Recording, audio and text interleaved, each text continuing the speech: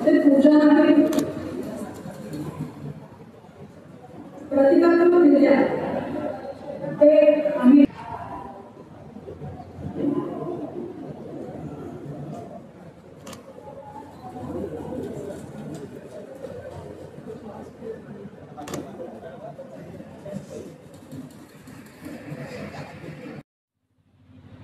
Shrimati Yamunabai Kher trust या ट्रस्टचा हा अमृत महोत्सवी सोहळा आहे। या सोहळ्यासाठी विचारमंचावर उपस्थित प्रमुख अतिथी साहित्यिक आणि महावीर कॉलेजचे माजी प्राचार्य डॉक्टर सुनील कुमार लवटे सर, कार्यक्रमाचे अध्यक्ष आदरणीय गीते सर, विचारमंचावर उपस्थित सर्व मान्यवर, आपण उपस्थित सर्व माजी आजी छात्रगण, हितचिंतक आणि सर्व बंधू भगिनींनो, श्रीमती यमुनाबाई खेर ट्रस्ट हा जो ट्रस्ट आहे हा 1948 साली म्हणजे 22 मे 1948 साली स्थापन झाला। हा ट्रस्ट स्थापन होताना बाळासाहेबांचे जे घर होतं, या घरामध्ये बाळासाहेबांच्या मातोश्री म्हणजे यमुनाबाई ह्या एकट्याच त्या ठिकाणी राहत होत्या आणि त्यांच्या सोबतीला 2 विद्यार्थी सुरुवातीच्या काळामध्ये ठेवले गेले आणि हीच पार्श्वभूमी लक्षात घेऊन आप्पासाहेबांनी बाळासाहेबांना प्रेरणा दिली आणि त्यानंतर श्रीमती यमुनाबाई खेर ट्रस्ट या ट्रस्टची स्थापना झाली। म्हणजेच हा ट्रस्ट स्थापन होताना बाळासाहेबांनी जो त्याग केलेला आहे तो त्याग विचारात घेणं महत्त्वाचं आहे। कारण रत्नागिरीसारख्या शहराच्या ठिकाणी असलेली सर्व मालमत्ता, आजूबाजूच्या खेड्यापाड्यामध्ये असलेली जमीन, शहरामध्ये असलेली जमीन म्हणजे एकूण 25 एकर जमीन आणि शहरातलं मध्यवर्ती ठिकाणी असलेलं केळगाडीसारख्या ठिकाणी असलेलं घर, हे सर्व ट्रस्टला देऊन त्याचा ट्रस्ट स्थापन केला। त्याचं नाव श्रीमती यमुनाबाई खेर ट्रस्ट असं ठेवण्यात आलं।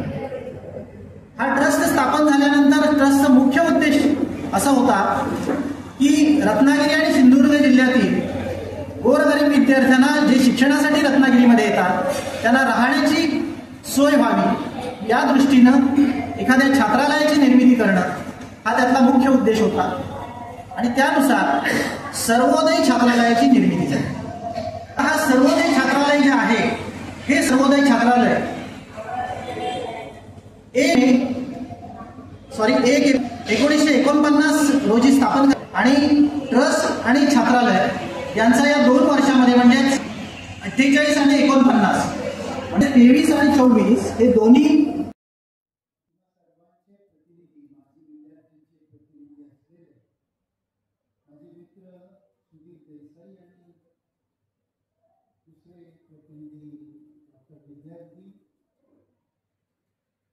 ज्यांचा आपण पुरस्कार देऊन गौरव केला।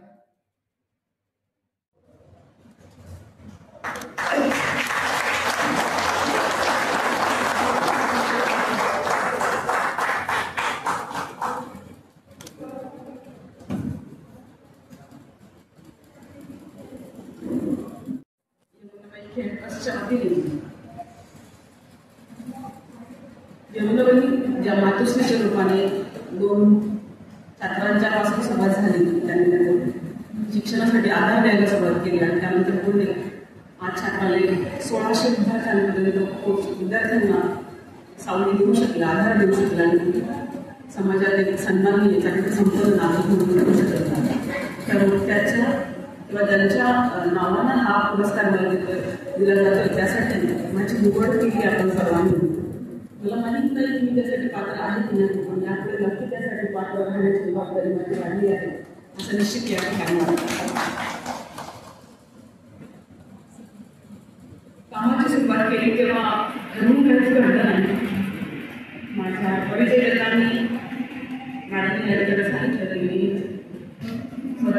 जलसंच समाज कार्यक्रमात वेगळ्या दृष्टीकडे म्हणून काम करत होते. अचानकपणे लेकरांचं समजलं की असं काहीतरी करत झालंय.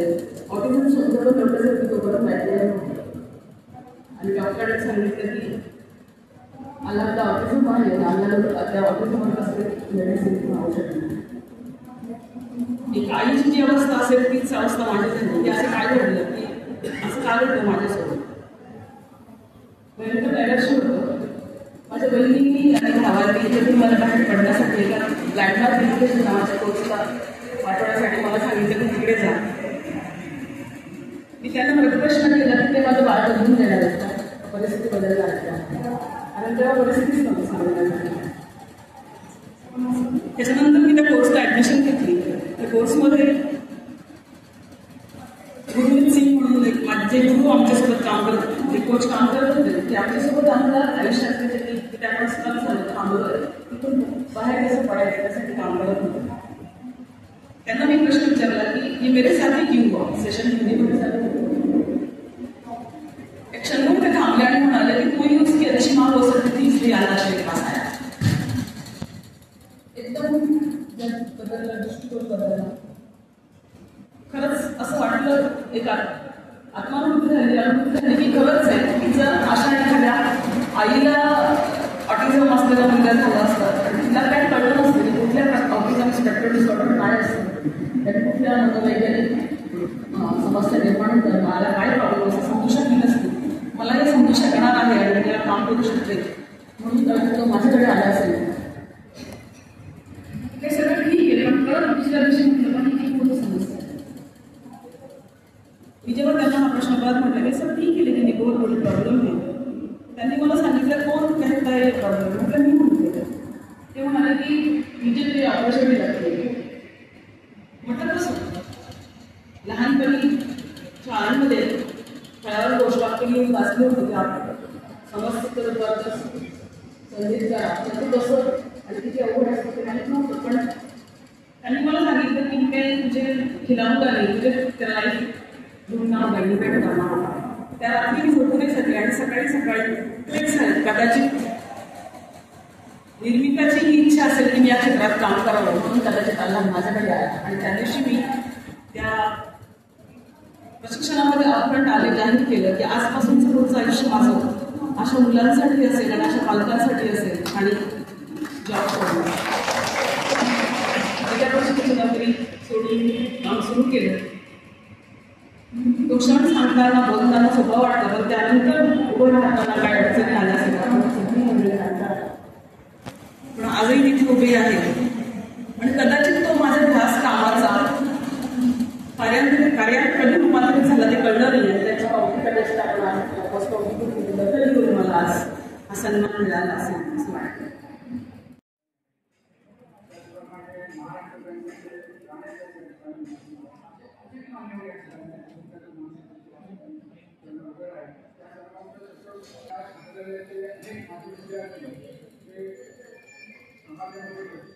ज्यांच्यासाठी केला हा अभ्यास असे तुम्ही सर्वजण या छात्रालयाचे माजी विद्यार्थी आणि आजी विद्यार्थी पण मला काही दिसत आहेत. मित्रहो, व्यक्तीच्या जीवनामध्ये 75 वर्ष होणं ही मोठी गोष्ट असते, पण संस्थेच्या जीवनात 75 वर्ष ही काही मोठी गोष्ट नाही. कारण संस्था या अनादी काळापर्यंत टिकत असतात. आपल्या संस्थेला केवळ 75 वर्ष पूर्ण झालेली आहे. ही काही कमी नाही. ही कमी नाही अशासाठी म्हणतो की मी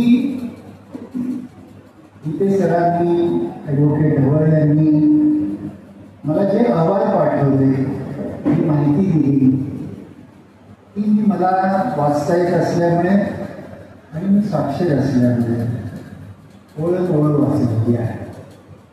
आणि चिकित्सक असल्यामुळे कदाचित किती 75 वर्षात किती विद्यार्थ्यांनी या छात्रालयाचा लाभ उठवला, किती लोकांच्या जीवनात या छात्रालयांनी प्रकाश पाडला. तर माझ्या माहितीप्रमाणे 1600 विद्यार्थ्यांना या छात्रालयांनी यापूर्वी उभं केलेलं आहे. म्हणजे products of this hostel, how much citizen are there? 1600. 1600 विद्यार्थी या छात्रालयांनी घडवले. किती उपस्थित आहेत ते सगळे 1600 ते असणार नाही, त्याची मला कल्पना म्हणजे किती किमान जमा व्हायला पाहिजे असं सरळ दिसत. अमृत महोत्सवाचा सांगता समारंभ आहे. आणखी 25 वर्षांनी तुमचा शताब्दी महोत्सव सुरू होईल. मी तर असेनच, मी एवढ्या लवकर जाणार नाही. तुम्ही लवकर जाऊ नका, कारण आपल्याला या वसतिगृहाचं आणखी एक व्यापक रूप समाजामध्ये निर्माण करायचं आहे. मगाशी विद्यमान अध्यक्षांनी तुमचे प्रतिनिधी ॲडव्होकेट ढवळ असे सांगत होते की याचे जे संस्थापक आहेत आपल्या महाराष्ट्राचे, तुम्ही त्याला पंतप्रधान म्हणायचे. स्वातंत्र्यपूर्व काळात 1930च्या दरम्यान जी राज्य निर्माण झाली, म्हणजे स्थानिक स्वराज्य निर्माण झालं, तेव्हाचा जो राज्यप्रमुख असायचा तेव्हा त्याला पंतप्रधान म्हणायचे. म्हणजे या संस्थेचे जे संस्थापक आहेत, ज्यांच्या कल्पनेतून ही संस्था उदयाला आली, त्यांना त्यावेळी पंतप्रधानी पदवी असायची. महाराष्ट्राचे ते पंतप्रधान असायचे. ॲडव्होकेट BG खेर यांचा तुम्ही जीवनकाळ बघितला तर 1888 ते 1957 असं जवळजवळ 78 वर्षांचं आयुष्य त्यांना मिळालं. ते किती मोठे होते तुम्ही मुद्दा मी तुम्हाला सांगणार आहे की तुमच्या जीवनात ज्यांच्यामुळे प्रकाश पडला त्यांचं चरित्र तुम्ही अभ्यास. कामत नावाचे एक चरित्रकार आहे, त्यांनी त्यांचं मुळात इंग्रजी चरित्र दिलं होतं, नंतर ते मराठीत पण आलेलं आहे. मी तर गीते सरांना म्हणणार आहे की हे ऑकेजन असं चांगलं आहे की हे चरित्र तुम्ही मिळवावं आणि प्रत्येक विद्यार्थ्याला उपलब्ध भेट द्यावं. अमृत महोत्सव निमित्त भेट का द्या ते तुम्ही असं सांगत होते की या छात्रालयाच्या माजी विद्यार्थ्यांची 100 पानं पण आम्ही पूर्ण करू शकलो नाही. ते आपलं अपयश सांगत. असं का होतं सार्वजनिक संस्थांचं आणि आपलं? तर आपण शहाणी सुरती ही माणसं असतो ना, ती एका अर्थाने सामाजिक कृतज्ञ पण असतो. म्हणजे आपण आपल्या संसारात जेवढे रमतो तेवढे सामाजिक संस्थांमध्ये राहणार. खरं म्हणजे उतराई म्हणून, कृतज्ञता म्हणून, ऋण म्हणून अशा संस्थांचं कायमस्वरूपी सहन. म्हणजे 10,000 दिल्याने काम संपलं असं मानलं का मित्रांनो? की आपण असं सतत मानलं पाहिजे की सामाजिक संस्था मोठ्या केव्हा होतात जेव्हा त्याचे लाभार्थी त्या संस्थेसाठी सतत झटत असतात तेव्हा. प्राध्यापक हरिश्चंद्र गीते या वसतिगृहाचे कोणी नाही, विश्वस्त होते. ते काही शिकले नाही, त्यांना काही या वसतिगृहाचा तसा लौकिक फायदा झाला नाही. पण या माणसांनी 50 वर्ष झडती दिली, तेव्हा 50 वर्षानंतर हे छात्रालय अजून जिवंत आहे आणि ते अजूनही अशा विद्यार्थ्यांना लाभ. आठवतं मी 2007 साली असाच आधारशीपणाने तिथे आलेले होते. मला ही झोड असं सांगत होते की नुसतं मेसेज पाठवला आणि मी आलो. तुमच्या मनात असं असेल ते होते रिकाम टेकडे घ्यायचे. मी अजूनही माझं वय जरी 75 वर्ष असलं तरी अजून महाराष्ट्रात, जगात, भारतात मी 200 संस्थांचा पालक आहे. आणि त्या 200 संस्था नुसत्या जगवतो असं नाही, त्या रोज वाढतात असं मला दिसतं. म्हणजे मगाशी माझा परिचय करून देताना मी कोल्हापूरच्या विमानामध्ये होतो. मी अजूनही त्या संस्थेशी कनेक्ट आहे. त्या संस्थेची तर 20 वर्ष मी पूर्ण सेवा केली. नंतर आपण जिथे वाढलो तेवढ्या संस्था नाही, महाराष्ट्रातल्या सगळ्या अनाथ आश्रमाने विमान उचलली. कोणीतरी होतो आणि आहे म्हणजे अनाथांना 1% आरक्षण मिळवून देण्याचं काम केलं. म्हणजे सतत आपली बांधिलकी आपल्या त्या संस्थांशी आपण जोडली. ज्या पात्री त्यांचं की आयुष्यात त्यांच्या एक बाळ आलं की ज्या बाळाने त्यांना हलवून टाकलं, त्याचं उदात्तीकरण त्यांनी काय केलं तर अशा मुलासाठी ते संस्था स्थापन. इतिहास आहे. वर्तमानात काय आहे तर वर्तमानात माझं जीवन सुखी झालं. मी आता स्थिर झाले आणि उत्तराई म्हणून मला काहीतरी करायचं. ज्या बॅरिस्टर म्हणजे महाराष्ट्राला 2 बाळ गंगाधर, एक बाळ गंगाधर टिळक आणि दुसरे बाळ गंगाधर हे. त्यांना बाळ गंगाधर कोणी म्हणे, त्यांना बाळासाहेब म्हणे, कारण ते पंतप्रधान. टिळक काही पंतप्रधान नव्हते, त्यामुळे टिळकांची ओळख आपण बाळ गंगाधर टिळक अशीच करतो. पण बाळासाहेब खेरांचं नाव तुम्हाला कुठे बाळ गंगाधर दिसणार. हे बाळ गंगाधर किती मोठे होते की वयाच्या 22व्या वर्षी त्यांनी वकिली सुरू केली आणि मुंबईमध्ये हायकोर्ट आणले. महाराष्ट्रामध्ये ज्या मोठ्या वकिलीच्या फर्म्स आहेत त्यातली एक फर्म बॅरिस्टर BG खेरांची होती. आणखी एक पार्टनर होते त्यांची मोतीलाल नावाची. तुम्हाला खरं वाटणार नाही, बॅरिस्टर खेरे हे कसे वकील होते हायकोर्टातले, तर त्यांची पद अशी होती की never speak lie on the dais. ते कोर्टामध्ये आयुष्यभर कधीही खोटे बोलले नाही. वकील असून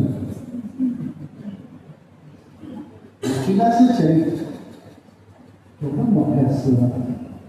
बॅरिस्टर खेर यांनी जेव्हा आपली फर्म स्थापन केली तेव्हा त्यांनी त्यावेळच्या एका ब्रिटिश चीफ जजना अशी विनंती केली की I am a integrated advocate of your court. Will you extend your good offices to inaugurate my firm? आणि तुम्हाला मी सांगतो, भारतातलं ते एकमेव असं उदाहरण आहे की एका वकिलाच्या फर्मच्या उद्घाटनाला हायकोर्टाचा एक वकील होते आणि ते या संस्थेचे संस्थापक. माणूस मोठा कसा. दुसरी मी तुम्हाला सांगेन, यमुनाबाई खेर ट्रस्ट आणि सर्वोदय छात्रालय या दोन्ही संस्थांचा परत 25 वर्षांनी जेव्हा शताब्दी महोत्सव होईल तेव्हा या संस्थेच्या शिक्षण संस्था असल्या पाहिजे. या संस्थेचं आता मुलांचं वसतिगृह झालं पाहिजे. या वसतिगृहाने मागे त्याला शिक्षण आणि मागे त्याला जेवण दिलं पाहिजे. इतकी सगळी साधन संपत्ती आपल्याकडे आहे. मी नुसतं भाषणासाठी बोलत नाही. माझं कामच आहे की सहसा लोक मला बोलवत नाही, पण असं काहीतरी मी करायला लागलं. पण मला असं वाटतं की गळ्यात अशा माळा अडकवल्याशिवाय संस्थांचा विकास होत नाही. या रत्नागिरीमध्ये विमानतळ आहे, तिथे डॉक्टर प्रभू देसाई मंत्रिमंडळाची शाळा चालवतात. स्वमग्नाचं काम चालतं, कितीतरी सामाजिक कामं चालतात.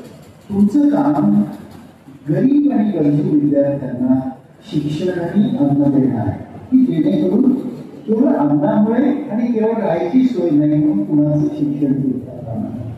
मी मित्रांनो गेले 50 वर्ष एकच काम करतो की जी आई मुलाचं दूध तोडतो, आमच्याकडे येणाऱ्या ज्या स्त्रिया असतात ना, कविता असतात, कुमार माता असतात, मुलगा असतात, काही बरेच प्रश्न असतात. आपल्या समाज काही चांगला नसणार, अनेक प्रश्न निर्माण, अनेक समस्या निर्माण. आम्ही असं पाहतो की ज्याचं दूध तुटलं त्याला दूध द्यावं, ज्याची आई गेली त्याला आई द्यावी, ज्याचे बाबा गेले त्याला बाबा द्यावे, ज्याचं शिक्षण हरवलं त्याला शिक्षण द्यावं. वंचिताची वंचितता ज्या प्रकारची आहे, मला आठवतं की मी 1985 साली त्यांनी अनाथांचं काम सुरू केलं आणि त्यावेळी मी अशी सगळी तीर्थक्षेत्र पाहायचो वंचितांची. म्हणजे काय तर आनंदवनमध्ये जायचो. एकदा मी निर्मल निकेतनमध्ये कलकत्त्याला गेलो होतो, मदर टेरेसा. आणि मी कलकत्त्यामध्ये असं पाहिलं, मदर टेरेसांनी एकट्या कलकत्त्यामध्ये कोणत्या लोकांचं काम केलं होतं. अंधांचं काम, मध्यमुलांचं काम, मूकबधिरांचं काम, बेडरिडन, होस्टेस म्हणजे ज्यांना संवेदन आहे अशा लोकांचं काम, दवाखाने आणि 100 प्रकारचं काम. हे सगळं बघितलं मी अस्वस्थ होतो. जसं त्यांना त्यांचं बाळ बघितल्यावर अस्वस्थ होतं. मी त्यांना मदर टेरेसांना असं विचारायचं, हाऊ यू वर्क? त्यावेळेस म्हणजे तुम्ही इतकं वैविध्यपूर्ण काम का करता, कसं करता? मला मोठं आश्चर्य वाटतं. मला अभिमान होता मी अनाथांचं काम करतो. तर त्या साधेपणाने म्हटल्या, मला ते वाक्य अजून लक्षात आहे, आय वर्क अकॉर्डिंग. की मी असं ठरवून काही काम करत नाही. प्रश्न समोर येतात आणि प्रश्न सोडवण्याचं मी काम करतो. मी तुम्हाला सांगतो की आपण 2024 साली होतो आहोत. येत्या 25 वर्षात शिक्षणाचे प्रश्न आणखी बिकट होतात. तुम्हाला किती लोकांना कल्पना माहीत नाही.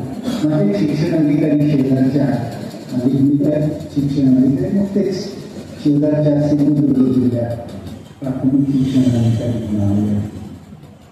तुम्हाला माहिती आहे की आपण सर्वजण म्हणजे मी तर शिकलो, तुम्ही कशी शिकले मला, पण मी म्युन्सिपालिटीच्या शाळेत, झेडपीच्या शाळेत शिकलेला विद्यार्थी. यशवंतराव चव्हाण साहेबांनी महाराष्ट्राची नादारी दिली म्हणून आपण सगळे शिकू शकतो. बहुजन वर्गातील समाज हा शिकू शकला, सुशिक्षित होऊ शकला, स्वावलंबी होऊ शकला. पण गरिबातील गरिबाला मोफत शिक्षणाची व्यवस्था नादारीमुळे मिळाली. म्हणजे मला ती मिळालीच नाही, तुम्हाला ती मिळाली. आता स्थिती मित्रांनो अशी की सर्वसामान्य माणसाचं शिक्षण मुक्त आहे. शेजारच्या सिंधुदुर्ग जिल्ह्यामध्ये 20च्या आत पट असलेल्या 20च्या आत पट असलेल्या किती शाळा आहेत? 20च्या आत पट असलेल्या 800 शाळा आहेत. आणि आपल्या महान सरकारचा असा मनोदय आहे, आपल्या महान सरकारचा, कारण खेळांसारखे मुख्यमंत्री आता मिळत नाही, ते फक्त इतिहासात आहे. वर्तमान सरकारने ते मेरा भारत महानचे पंतप्रधान असो किंवा मेरा भारत महान प्रमाणे मेरा महाराष्ट्र महाराष्ट्राचे मुख्यमंत्री असो, त्यांनी असा चंदच बांधलेला आहे की रामदेव बाबाला शाळा द्या, एकट्या रामदेव बाबाला मोदीच्या काळात महाराष्ट्रात काशी शाळा बंद झाली. सगळं शिक्षण खाजगी होईल, गरीबाला शिक्षण मिळणार. म्हणून या प्रश्नी पुढच्या काळात गरीबाला शिक्षण कसं मिळेल.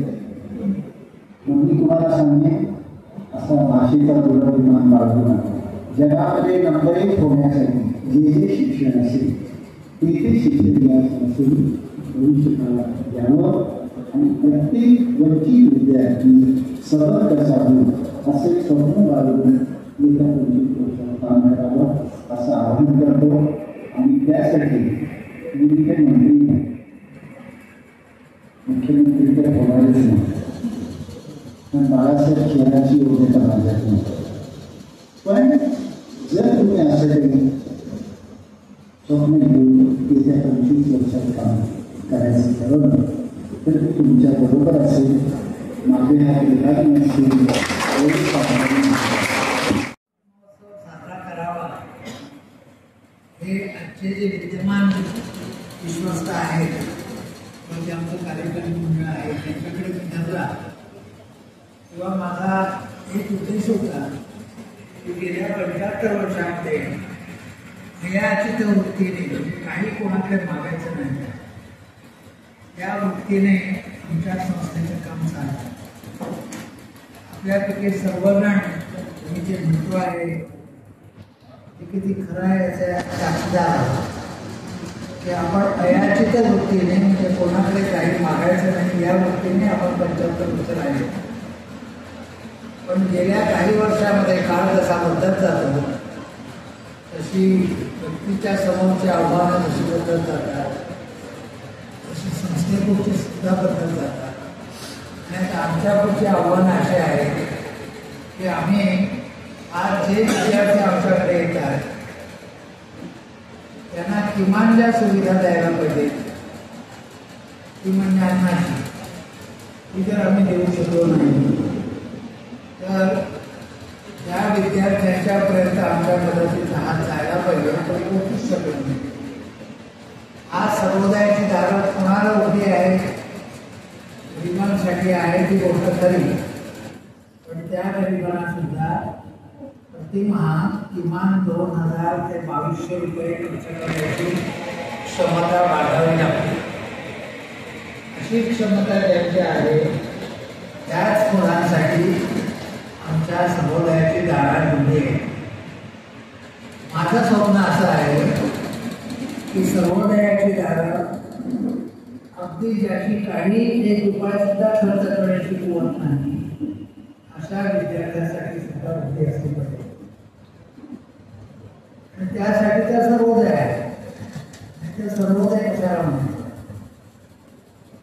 म्हणून माझ्या मनात असं आलं की एक संधी आपल्याला देवाने निर्माण केलेली आहे की 75 वर्ष सर्वोदयाची पूर्ण झाली आणि या 75 वर्षामध्ये अमृत महोत्सव पाहण्याचं भाग्य परमेश्वराने मला दिलं.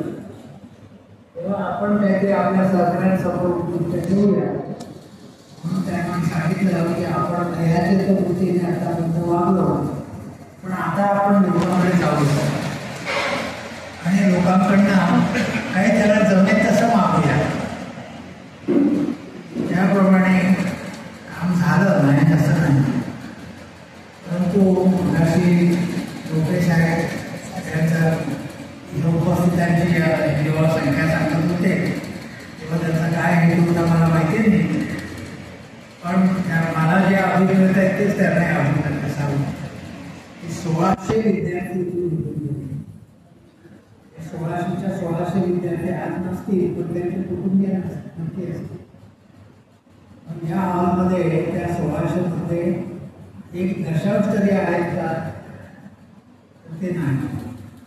हे आपलं यश म्हणायचं ते अपयश म्हणायचं तर निश्चितपणे हे आपलं अपयश. आणि हे अपयश कुणाचं आहे ते आपल्या सर्वोदय छात्रालयाचं आहे. त्या सर्वोदय छात्रालयामध्ये जे अंतर्भूत होतात ते छात्र आणि त्या छात्रांबरोबर त्यांची काळजी वाढणारी त्याची विश्वस्त मंडळ आहे, त्याचे कार्यकारिणी मंडळ आहे, हे सर्वोदय हे आमच्या सर्वांचं ते अपयश आहे. संख्या दरवेळेला जेव्हा आम्ही कार्यक्रम करतो तेव्हा एवढीच असते. देवाची गोष्ट अशी की ह्याच्यापेक्षा कमी नसते. ती घटत चाललेली नाही आहे पण ती वाढतही नाही. आणि जर ती वाढली नाही तर आपल्या संस्थेची ताकद वाढणार कशी.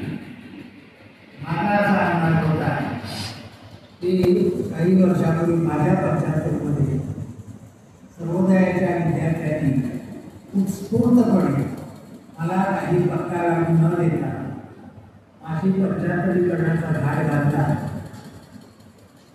त्याची चाहूल जेव्हा मला लागली अगदी शेवटच्या महिन्या 15 दिवसात, तेव्हा त्यांनी सांगितलं की असा सत्कार तिथे येणार नाही. त्या सत्काराचा उपयोग जर सर्वोदयाला होणार असेल तर मी घेईन. काय अपेक्षा आहे तुमची? तर सर्वोदयाला माझ्या सत्कारासाठी तुम्ही त्याची निधी जमा केला पाहिजे आणि तो सर्वोदयाला त्याच्यासाठी माझ्याकडे दिला पाहिजे. आणि आश्चर्याची गोष्ट अशी की त्यावेळेला या त्यांनी नोटाईवरती आली होती ना, तर ते सगळं संकट असताना सुद्धा आणि काम करणारे आमची मुलं काही रत्नागिरीत, काही दापोली, काही चिपळूणला, काही पुण्यात, काही मुंबईत अशी सर्वत्र विकून गेली असताना सुद्धा म्हणजे झटून कामाला लागली. त्यांनी 1,51,000 आणि झटून दिली आणि शिवाय सगळा समारंभाचा खर्च केला. म्हणजे 2 लाखाच्या वर त्यांनी तेव्हा कमाई केली. माझा विचार असा होता की 15-20 दिवसात, महिन्याभरामध्ये आमचे छात्र जर एवढ्या प्रतिकूल परिस्थितीशी लढून 2 लाख रुपये जमा करू शकतात, तर आता आपण 75 साजरी करणार आहोत.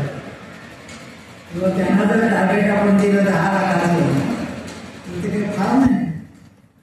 किंवा किमान 10 लाख रुपये तरी आपण जमवावे असं मी त्यांना टार्गेट दिलं नाही, बोलून गेलो.